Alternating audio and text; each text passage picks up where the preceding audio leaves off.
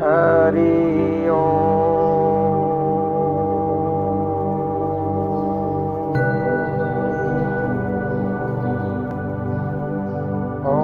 भद्रं कर्णेभिः शृणुयाम देवा भद्रं पश्येम क्षभिर्यजत्रः स्थिरैरङ्गैस्तुष्ट्वा स्वस्तनूभिः त्वषं देवहितं यदायुः स्वस्ति न इन्द्रो वृद्धश्रवाः स्वस्ति नः पूषा विश्ववेदाः स्वस्ति नस्ताक्षरो अरिष्टनेमि स्वस्ति नो वृषभतिर्दधातु। ओम शांति शांति शांति। ये है मांडुक्य उपनिषद और उनका ये शांति मंत्र, शांति पाठ। अब आगे प्रथम मंत्र में आता है ओम ऐसा ये अक्षर अविनाशी परमात्मा है। ये संपूर्ण जगत उसका ही उपव्याख्यान अर्थात उसी की निकटतम महिमा का लक्ष्य कराने वाला है। भूत जो बीत चुका है, भविष्य, वर्तमान, भविष्य यानी आगे होने वाला है, वर्तमान मतलब चल रहा है, ये सब का सब जगत, भूतकाल का जगत, भविष्य काल का जगत और वर्तमान का जगत, जो कुछ हुआ है, जो कुछ हो रहा है, जो कुछ होगा है, वो सब ओंकार ही है। तथा जो ऊपर कहे हुए तीनों कालों से अतीत दूसरा अगर कोई तत्व है तो वो भी ओंकार ही है। भविष्य वर्तमान ये तो ओंकार है ही, लेकिन इसके अलावा भी अगर कोई कुछ है तो वो भी ओंकार ही है।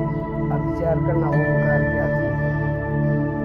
ओंकार कौन से अस्तित्व का नाम है। दूसरे मंत्र में लिखा है क्योंकि ये सब का सब ब्रह्म है, ये परमात्मा जो इस दृश्य जगत में परिपूर्ण है। वो परमात्मा ये दृश्य जगत में वो परमात्मा परिपूर्ण है, वह ब्रह्म है, वह यह परमात्मा है और वो चार चरणों वाला है। वो परमात्मा यहाँ मतलब वो परमात्मा यानी वो ओंकार यहाँ चार चरणों वाला कहा गया है। जागृत स्थान, जागृत अवस्था की भांति ये संपूर्ण स्थूल जगत जिसका स्थान शरीर है, ये जागृत स्थूल शरीर जागृत अवस्था। जैसे पिंड है सो ब्रह्मांड है, जो ब्रह्मांड है वो सारे पिंड में है, जिसका ज्ञान इस बाह्य जगत में फैला हुआ है सप्तांग के रूप में। भू वह आदि सात लोक ही जिसके सात अंग हैं। ये पूरा ब्रह्मांड जो बाहर अपनी इस आंखों से देखा जाता है इसको बाह्य जगत कहते हैं। एकोनविंशति मुख यानी 5 ज्ञानेंद्रियां, 5 कर्मेंद्रियां, 5 प्राण और 4 अंतःकरण, ये विषयों को ग्रहण करने वाले 19 समष्टिकरण ही जिनके 19 मुख है। स्थूल भूख जो इस जगत स्थूल जगत का जो भोक्ता है उनको अनुभव करने वाला तथा जानने वाला वह वैश्वानर यानी विश्व को धारण करने वाला परमेश्वर, ये संपूर्ण जो बताया है ये उस ओंकार रूपी परमेश्वर का प्रथम पाद है, प्रथम चरण है। ये एक चरण की बात है। अब दूसरा है स्वप्न स्थान यानी स्वप्न की भांति सूक्ष्म जगत ही इनका स्थान। अब वो सूक्ष्म जगत जो इन आंखों से देखा नहीं जाता, समझा जाता है विचार के द्वारा, लेकिन इस आंखों से आप देख नहीं सकते। अंतःप्रज्ञ जिनका ज्ञान संकल्पमय सूक्ष्म जगत में व्याप्त है, सप्तांग वो है पूर्वोक्त 7 अंगों वाला है। 89 मुख यानी 19 मुखों वाला। परिव्यक्ति भुक सूक्ष्म जगत का भोक्ता। उस सूक्ष्म जगत का जो भोक्ता है, पहले बताया था वो स्थूल जगत का भोक्ता, वो वैश्वानर नाम से बताया गया। अब ये सूक्ष्म जगत का जो भोक्ता है उनको तेजस कहा गया है। तेजस प्रकाश का स्वामी, क्षुद्रात्मा, हिरण्यगर्भ। द्वितीय पाद, ये उस पार ब्रह्म परमात्मा का ओमकार का दूसरा पाद है। मतलब स्थूल जगत, विराट शरीर, सूक्ष्म जगत, हिरण्यगर्भ शरीर, जिनका भोक्ता तेजस आत्मा है, उनको क्षुद्रात्मा भी कहते हैं। ये व्यष्टि और समष्टि के रूप में भी साथ में बता रहे हैं। आपको कुछ समझ में आ रहा है? व्यष्टि समष्टि, ईश्वर संपूर्ण ब्रह्मांड का भोक्ता, इस पिंड का भोक्ता जीवा। शरीर 3 है, 3 अवस्था है। ऐसे ही ईश्वर की भी 3 शरीर बताए हैं और 3 अवस्था बताई है, उनका वो भोक्ता है। इस पिंड का भोक्ता ही जीवा। ये चौथे मंत्र की बात बताइए। अब 5वें मंत्र में आता है तीसरा शरीर, मतलब स्थूल सूक्ष्म की बात हो गई। ये है तीसरा शरीर, कारण शरीर, जिनकी अवस्था है सुषुप्ति। यत्र, जिस अवस्था में सुप्त यानी सोया हुआ मनुष्य, कंचन यानी किसी भी कामम न कामयते, वो की कामना नहीं करता। सुषुप्ति अवस्था में सोया हुआ मनुष्य किसी प्रकार की भोगों की कामना नहीं करता। कोई भी स्वप्न नहीं देखता, वह सुषुप्ति अवस्था कही जाती है। वो कारण शरीर की सुषुप्ति अवस्था कही जाती है। सुषुप्ति स्थान ऐसी सुषुप्ति की भांति जो जगत की प्रलय अवस्था अर्थात कारण अवस्था है, वह जिनका शरीर कारण शरीर ही है और प्रलय अवस्था मानी जाती है। जीव की सुषुप्ति अवस्था प्रलय अवस्था मानी जाती है और संसार का प्रलय है वो ईश्वर की तीसरा कारण शरीर की अवस्था मानी जाती है। जो एक रूप हो रहा है उस समय उसके सब एक रूप हो जाते हैं। देवता, मनुष्य वगैरह कुछ नहीं, सब एक रूप हो जाते हैं गहरी नींद के अंदर सुषुप्ति अवस्था में। जो एकमात्र घनीभूत विज्ञान स्वरूप है, जो एकमात्र आनंदमय अर्थात आनंद स्वरूप ही है, उसके केवल एक आनंद और सुख अशांति का अनुभव होता है और कुछ नहीं। प्रकाश ही जिनका मुख है, वहाँ एक प्रकाश ही मुख है। क्योंकि वो जागने के बाद में जो आदमी कहता है कि आज के नींद बहुत बढ़िया कह रही है, कोई न कोई तो जानने वाला है जब कहता है ना, तो वो प्रकाश जो है वो आनंद का भोगता है। ठीक है, इसलिए ये तीसरा प्राज्ञ, ये तीसरा पाद कहा गया है।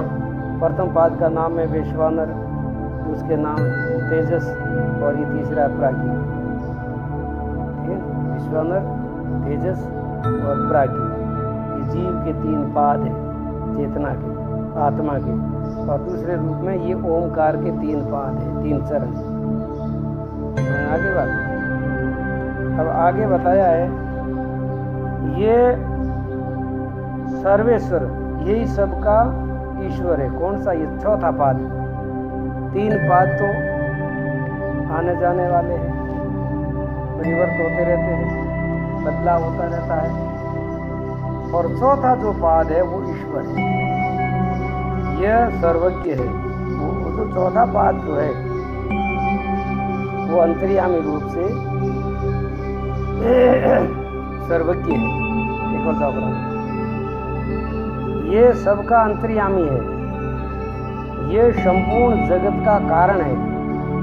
क्योंकि समस्त प्राणियों का उत्पत्ति, स्थिति, प्रलय का स्थान भी यही है।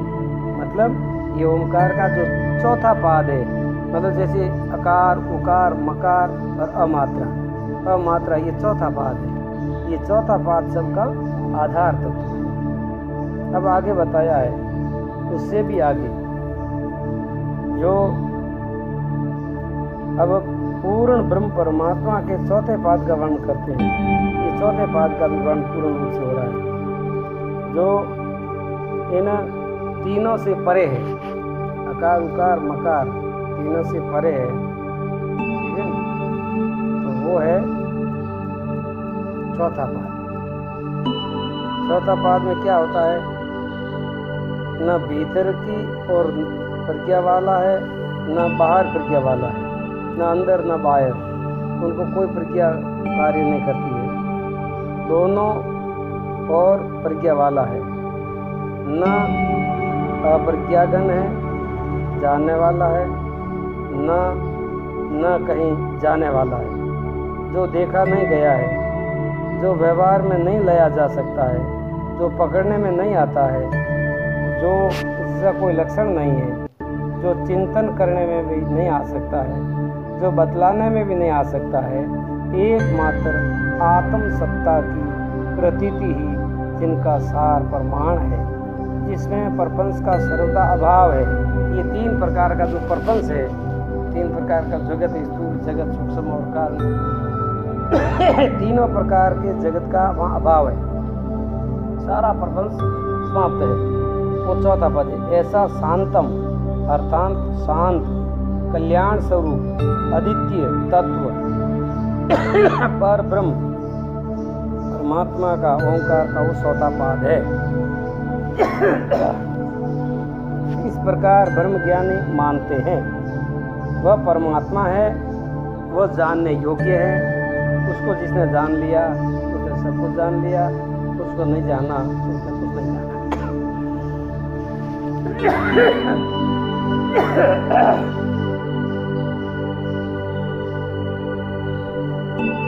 जिनको चार पाद वाला कहा गया है, यह परमात्मा प्रणव के अधिकार में वर्णित होने के कारण, तीनों मात्राओं से युक्त होने के कारण ओंकार कहा गया है। जो ओंकार है अ, उ और म, अकार उकार और मकार।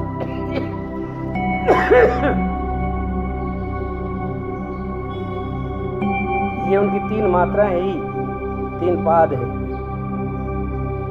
और पाद है वो तीनों मात्राएं हैं। समझ में आई बात? ओंकार की पहली मात्रा अकार, अकार ही समस्त जगत के नामों में अर्थात सब मात्र में वो व्याप्त होने के कारण और आदि वाला होने के कारण जगत की भांति स्थूल जगत को वो शरीर वाला वैश्वानर नामक पहला पाद कहा जाता है। जो इसी प्रकार जो इस वेद को जानता है, इस ज्ञान को जानता है, वह अवश्य ही संपूर्ण भोगों को प्राप्त कर लेता है और सबका आदि प्रधान मतलब बन जाता है, सबका आदि आधार बन जाता है। ये पहले चरण की बात है। अब दूसरे चरण की बात करते हैं। ओंकार की दूसरी मात्रा उकार है। उकार से उत्कर्ष होने के कारण और दोनों भाव वाला होने के कारण सपन की भांति सूक्ष्म जगत रूप शरीर वाला तेजस नाम ये दूसरा पाद है। जो इस वेद को जानता है, मतलब इस ज्ञान को जानता है, वह अवश्य ही ज्ञान की परंपरा को उत्पन्न करता है। मतलब वो खुद ज्ञानी बन जाता है और उसके वंश में उनके शिष्य हो चाहे उनके पुत्र हो, वो कभी अज्ञानी नहीं होते। दूसरी मात्रा को जानने वाले के वंश परंपरा में कोई अज्ञानी संतान पैदा नहीं होती और समान भाव वाला हो जाता है। इसके कुल में अब्रह्मवती यानी हिरण्यगर्भ रूप परमेश्वर को न जानने वाला नहीं होता। मतलब सब उसके संतान होने वाले सब परमात्मा को जानने वाले होंगे, अज्ञानी नहीं होगा, कहने का मतलब। अब तीसरे मात्रा की जो उपासना करने वाला या तीसरे मात्रा का जो ज्ञान समझने वाला व्यक्ति है उनकी बात आती है। ओंकार की तीसरी मात्रा है मकार। माँ ही माप करने वाला है होने के कारण, विलीन करने वाला होने के कारण, सुषुप्ति भांति कारण में विलीन जगत ही जिनका शरीर है। प्राज्ञ नामक ये तीसरा पाद है जो इसी प्रकार जो ज्ञान जानता है, इस ओंकार के मर्म को जानता है, वह अवश्य ही इस संपूर्ण जगत का कारण जगत को माप लेता है, अर्थात भली भांति वो जान लेता है और सबों का माप करके वो खुद उस सारे जगत के माप से भी ऊपर उठ जाता है। सबको अपने में वो विलीन कर देता है, सारे संसार को अपने भीतर वो समाहित कर लेता है, इतना वो महान हो जाता है। ये तीसरा पाद तीसरी मात्रा। अब ओंकार की चौथी मात्रा की जब बात आती है, मतलब पहले मैंने कहा ना कार, उकार, मकार, अमात्रा। अमात्रा वो चौथी मात्रा, चौथा तत्व। तो मात्रा रहित ओंकार की चौथे पाद के साथ एकता का प्रतिपादन करते हुए उपनिषदकार लिखते हैं, इसी प्रकार मात्रा रहित ये चौथा पाद जो है ये मात्रा रहित है। इसमें कोई नाम नहीं है, कोई रूप नहीं है, कोई आकार नहीं है, कोई विकार नहीं है, मतलब ये ऐसा चौथा पाद है, चौथा स्थान है। सुना रही बात? मात्रा रहित ओंकार प्रणव ही व्यवहार में न आने वाला है। वहाँ कोई व्यवहार नहीं है, कोई विचार नहीं है, कोई हानि लाभ नहीं है, कोई सुख दुख नहीं है, कोई मान अपमान नहीं है, कोई प्रकार का कुछ कहने मात्र कुछ है नहीं। वो चौथा जो पाद है वो अव्यक्त है, मतलब उसको व्यक्त किया नहीं जाता है, ये सब अव्यक्त है। वो व्यवहार में न आने वाला, प्रपंच से अतीत, ये सारा जो प्रपंच है, तीन लोक, तीन शरीर, तीन संसार, ये सारे के सारे प्रपंच में आता है, सारे उत्पत्ति विनाश वाले हैं सब। और वो चौथा जो पाद है वो उत्पत्ति विनाश से रहित है, उसकी न तो उत्पत्ति होती है न विनाश होता है। ये तीन लोक जो है, तीन जगत जो है, स्थूल जगत, सूक्ष्म जगत और कारण जगत। हमारे भी तीन शरीर, स्थूल शरीर, सूक्ष्म शरीर, कारण शरीर, और इनों की तीनों की तीन तीन अवस्थाएं हैं, इनों के तीन तीन स्थान हैं जहाँ चेतना काम करती है, विश्व तेजस प्राज्ञ के रूप में, और उधर विराट हिरण्यागर्भ और अव्याकृत के रूप में। लेकिन ये सारे के सारे परपस में आता है, सारा का सारा एक दिन इनका विनाश होता है। लेकिन चौथा जो ओंकार का पाद है वो बिंदु संयुक्तम कहते हैं, ओंकार बिंदु संयुक्तम नित्यदायते योगिनम कामदम मोक्षदम से ओंकार। वो जो चौथा पाद जो है ओंकार का, वो सारे व्यवहार से अतीत है, परपस से अतीत है, वो कल्याणमय है, वो कल्याण स्वरूप है, वो अद्वितीय है, वहाँ द्वैत नहीं है, वो अद्वैत है, पूर्ण ब्रह्म का वो चौथा पाद है, मतलब उस ओंकार का वो चौथा पाद है। वह आत्मा अवश्य ही आत्मा के द्वारा ब्रह्म परमात्मा में परिपूर्णता प्रविष्ट हो जाता है, मतलब वहाँ आत्मा परमात्मा की एकता का अनुभव होता है, वहाँ द्वैत नहीं रहता है। जो इसी प्रकार इस वेद को जानता है, इसी प्रकार इस उपनिषद को जानता है, इसी प्रकार इस ज्ञान को जो जानता है, जो सब प्रकार को जानने वाला होता है। और इसको नहीं जानता है तो उसने अभी तक कुछ नहीं जाना। ऐसा करके ये अथर्ववेदीय मांडुक्य उपनिषद समाप्त होता है। और यहाँ बिल्कुल छोटे रूप में, सूक्ष्म रूप में कहा है, और इनका विस्तार तो बहुत लंबा है, और विस्तार का तो इसमें तो कहा नहीं जाता, लेकिन ये सूक्ष्म रूप में, छोटे रूप में आपको कहा है। कोई उत्तम जिज्ञासु समझना चाहता है तो समझ सकता है। ओम भद्रम कर्णेभिः शृणुयाम देवा, भद्रम पश्येमाक्षभिर्यजत्रः, स्थिरैरङ्गैस्तुष्ट्वा स्वधानुभिः विरशेम देवहितं यदायु। स्वस्ति न इन्द्रो वृद्धश्रवः, स्वस्ति नः पूषा विश्ववेदः, स्वस्ति नस्ताक्षरो अरिष्टनेमिः, स्वस्ति नो वृषभतिर्दधातु। ओम शांति शांति शांति।